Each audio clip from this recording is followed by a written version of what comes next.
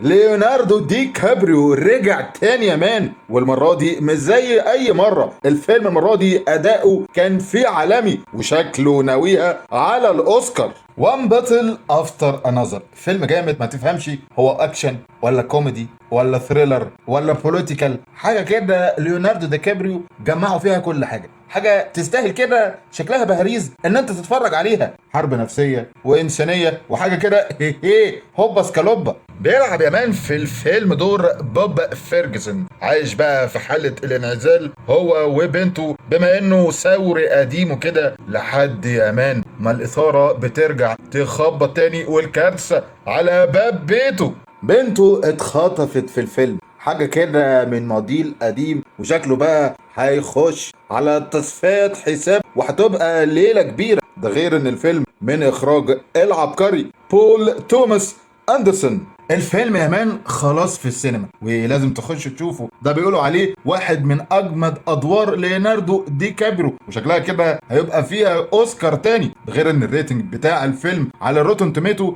9.5. فهل فعلا بتفكر تخش تشوفه ولا ايه؟ ما تنساش تكتب لي في الكومنتات لو دخلتوا رايك ايه في الفيلم يا مان.